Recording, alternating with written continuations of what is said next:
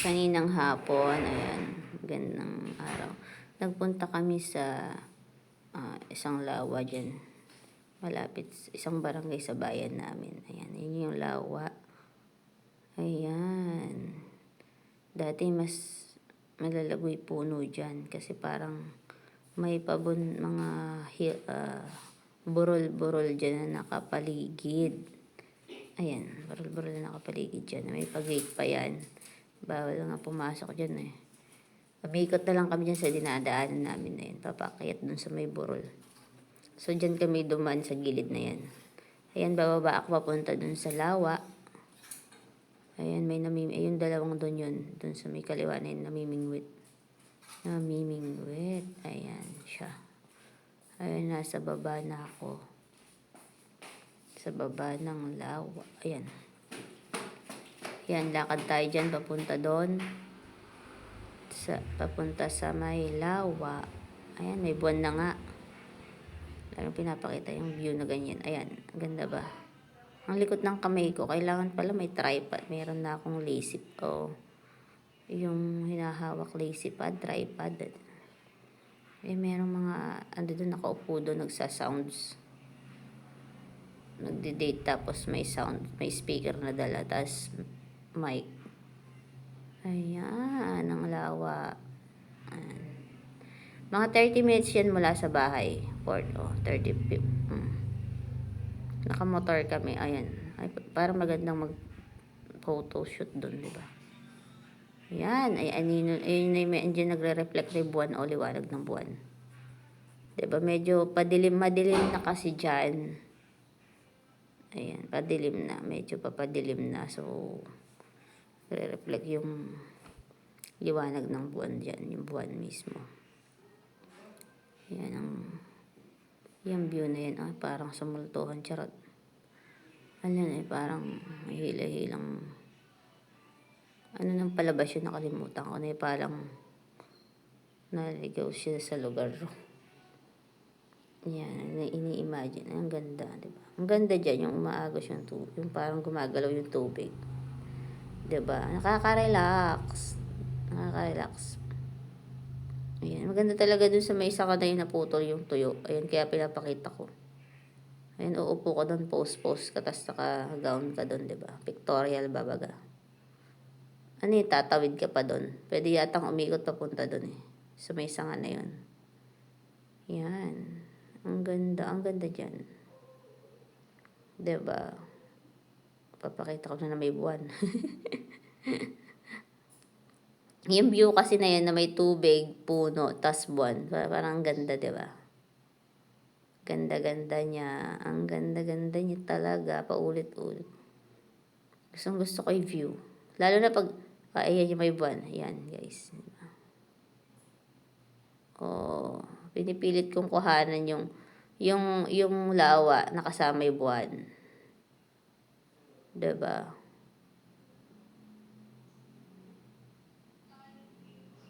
Ayan, yung angulo. O, ayan. Yung pinipilit kong ganyan eh. O. Ayan. So, ayan, may namimingwit over there. Ayan yung panganay kong anak. Talagang pinipilit ko ipakita yung buwan eh, no? Ayan. Pinapakita ko naman ayan yung anak ko. Si Kuya Gian, ng aking panganay na anak na napaka-bait. Talagang isinama. Ayan, paakit kami sa burol. Guys, nauna na yung anak ko. Ayan, paakit na. Ayan, medyo, ayan, mataas yan. Natatakot ako kasi, saan ba? Hindi ba ako madudulas? Pero meron ng, ayan, paakyat. Susundan na lang. Huwag lang madudulas. Ayan, mataas. Makikita yung mga parang, yung mga bukid dyan, maluwang na lupa. Lubain ng barangay, Villa Isla. Villa Isla yan eh. Eh, yung buwan na naman, kinuhanan ko na naman, di ba, yung angulo na yun. Marami magandang, ayan, yun yung lawa sa part na yan. Hindi lang ganong medyo. Pag magpo-photoshoot niya, marami nagpo-photoshoot dyan eh. Tas magang-maga marami nagpupunta dyan. Ayan, yung pauwi na kami pala. Ayan, babay na ba? O, ayan yung pauwi. Ay, papunta. Pauwi. Papunta pala, papasok sa loob ng lawa. Nauna pa yung kanina bago ipapa. So, yun yung papunta kanina. Ayan. O, ayan yung view. Diba? Sa gawing-gawing dulo dun sa may kanan, may mga nakapark dyan na car. Ayan, sa may part doon, bababa ka yata yung daan, hindi ko alam paano. Ayoko naman ang gumuwi doon kasi parang, yan dyan, may namimingwit dyan. Mamaya pag pauwi, magjowa. Gabi na, ayan. Ayan, may naabutan na kaming mga nagpa-photoshoot doon, may nakadress doon. Pina-photoshoot. Siguro magba-birthday or ano ba, hindi ko alam. Gusto lang niyang magpa-picture. Ayan, bababa tayo dyan sa lawa uli. Ay, hindi kami bababa sa baba. Dyan lang sa may medyo mataas, hindi sa babang baba. Yung una kanina, bumaba ako sa lawa. Ayan. Ayan, yung mga nauna dyan, naabutan na namin. Tsaka yung namimingwit. May namimingwit doon yung dalawang magjowa. Ayan, bababa ako konti, pero hindi sa babang baba ng lawa. Kinuhanan ko na naman yung angulo na yun. Oh, diba? Oh. Ayan yung anak ko. Po tayo dito, mami, sabi niya. Hindi na anak, dito na lang ako, sabi ko naman. Diba? Ayan, marami nagde-date dyan. Magjowa, magpamilya. Kami mag-ina naman kami. Sa pavilion lang dapat kayong pupunta. Sabi niya, mami, tara ng Belia Isla. Ayan. Diba, ang ganda ng angle. O, kukuhanan ko na naman yan. Pilit kinukuhanan. O, diba, ang gandang tignan. May moon. May pa-moon siya dyan. May pa-buwan. Tapos, ayun yung namimingwit, magjowa yan. Ayan. Tinanong ko kanina nung paalis na kami. May nakuha kayo? Sabi ko. Wala po ate, saglit lang kami. Dapat medyo matagal. Ay, namimingwit-mingwit sila dyan. Ang gandang tignan, diba? Tapos sa gabi doon may mga nakapark doon sa kabilang side na mga motor, car. Nagtotropa yata yung mga yun. Diba, ang ganda lang umupo dyan. Dapat mas maaga kami nagpunta. Kaya lang kasi 5:30 na yata kami nagpunta. Medyo maliwanag pa yung 5:30 ngayon, diba? February. Medyo pagka 6 nga maliwanag, medyo madilim lang pero hindi madilim na madilim. Mag 5:30. Ayan. Kukuha ko na naman angle dyan yung buwan. Talaga ba? Ayan.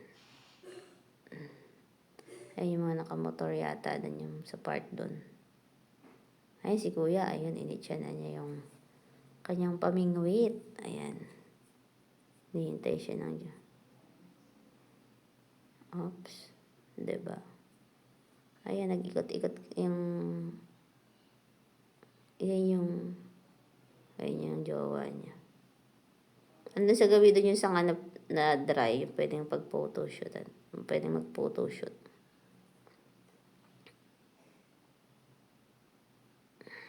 Ayan, nung pauwi na kami. Diba, nakailaw na yung motor namin ng anak ko. Medyo bako-bako. Kinukuha ko na may buwan dyan. Ayan. Nadry na yung mga Sa may burol doon kanina nung umakyat ako, hindi na siya. Maraming puno sa baba, tapos pwede kang mag-picnic doon eh. Yung mga puno medyo dry kasi tag-araw na. Walang ganong damabahan.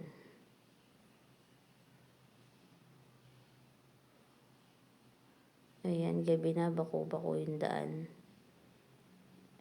Bako-bako yung daan dyan, kaya hindi pwedeng magbilis. Ay, yung motor na magjowa. Namimingwit yun sa may parting baba, papakita ko. Ayun, sa ilalim ng akasya, doon sila. Diba, madilim na. Pero marami pa rin nagpupunta. Kanina may mga babae pang dumating na nag-walking lang sila papunta dyan. Ayan yung paalis na kami. Oh, ganda. Diba? Ang lawa. Lake. Ayan, bako-bako talaga yung daan dyan. Pero kahit na ganun, marami pa rin nagpupunta. Thank you, nakapaglibot na naman ako. Hindi ako madalas nagpupunta dyan, actually. Pero marami nagpupunta dyan ng magang-maga. May daling kape dyan sila magkakape. Tsaka sa may burol doon o kaya sa may basta sa tabi dyan, magkakape sila dyan. Nakakulong-kulong, nakamotor, naka 4 wheels. Diba? Yan sila nagtatambay, magkakape ng agahan. Mag-aagahan sila dyan. Tapos pag medyo mainit na, tsaka pa lang sila uuwi. Mga Saturday, Sunday, ganyan. Pagka walang trabaho, lalo yung mga nagwo-work, gusto mag-relax dyan sila, nagre-relax. Kanina pagdating namin, ang daing may mga dalang pamingwit. Hindi lang yung nag-iisa na yan, doon sa may gilid. Hindi ko kasi naipakita kasi medyo paparating kami. Nakuhanan ko naman, diba? Kaya lang hindi ko na naipakita kasi may mga damong nakaharang. Mga 7 siguro sila sa baba, tapos may naliligo pa. Mga naliligo. Kaya hindi ko nakuhanan. So yun, marami rin namimingwit. Ang nakukuhanan ko lang kanina sa may part. Kasi mahaba yung lawa eh. Yung paparating, meron ng tubig agad. Tas doon lang kami sa may puntahan talaga. Doon siguro sa may maraming namimingwit, mas maraming nakukuhang isda. Doon sa party kanina nung dalawang magjo, wala daw eh. Ayan, papunta na kami sa may sementado. Ayan, sementado. Pero hindi pa yun yung highway. Ayan yung daan ng barangay. Kasi yun, parang lote, parang private property nga yun eh. Kaya may mga gate, di ba? May gate kanina. Marami nagpupunta. Wala namang ginagawa. Magbibideo lang kasi. Pero pagka mga bare months, September, October, November, December, pag nagkayari ng ulan, maganda doon, magaganda yung puno, malalago yung green, yung mga damo, berde, kasi kaya lang medyo patay yung mga damo at mainit na. Ayan. Nag-message na yung anak ko na inopen ko yung data ko dyan. Ako, nagpapasundo na siya sa pavilion, sabi ko. Binigay ko yung, ba't nagpuntang pavilion? Ayan, pauwi na kami. Pauwi na, ayan. Hindi pa yan yung pinaka main road sa highway. Thank you for watching.